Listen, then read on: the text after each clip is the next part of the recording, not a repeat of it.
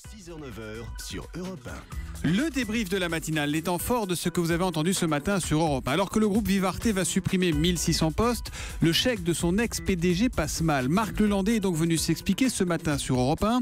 D'abord, dit-il, ce n'est pas 3 millions mais plutôt 2 millions d'euros qu'il a touché. Écoutez-le, il était l'invité de la question qui fâche de 7h15.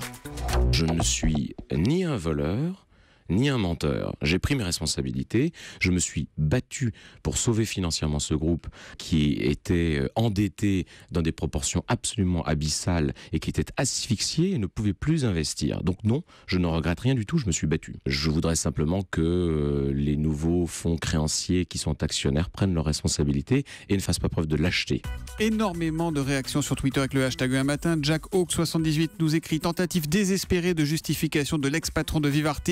Quel que soit le montant, il sera disproportionné face au licenciement. Votre invité se dit choqué, il se fout de nous, il est responsable, un point c'est tout, écrit Isial.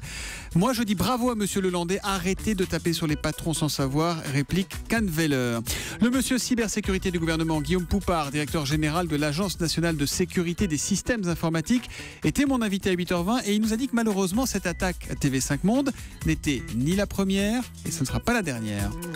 Il y a beaucoup d'attaques, sauf qu'en général on n'en parle pas parce que ce sont des attaques qui visent à faire du renseignement, à aller voler de l'information. Il y a même des attaques qu'on ne détecte pas, c'est même ça le problème. Là on est sur des attaques un peu nouvelles qui visent à faire parler d'elles, donc au contraire qui sont extrêmement visibles, mais malheureusement on traite de très grosses attaques, probablement plus grosses que celle-là, on en traite une bonne dizaine par an, avec des conséquences en termes de perte de savoir-faire, en termes de perte de compétitivité, en termes de perte d'éléments techniques qui peuvent être assez graves.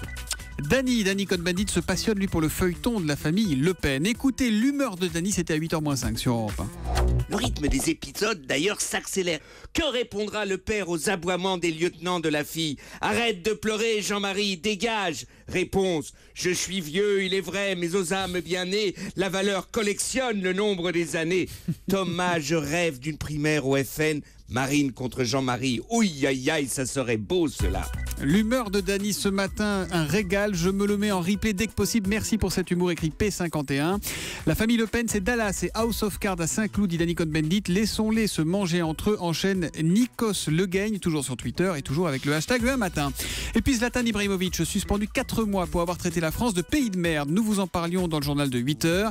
Et bien nous avons une question de Damien sur europe1.fr. Damien qui demande si Ibra sera payé par son club pendant sa suspension, s'il va continuer à s'entraîner ou s'il va partir en vacances. Il a mis un petit smiley avec.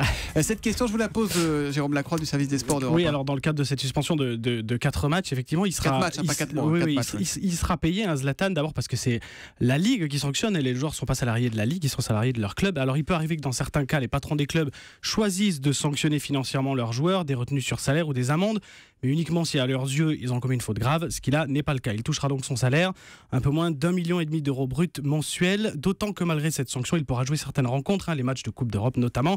Alors que va-t-il faire de ces journées? Comme je le disais, il pourra prendre part au quart de finale retour de Ligue des Champions le 21 avril à Barcelone. Il devra donc se maintenir quand même un petit peu en forme pour ce rendez-vous d'importance.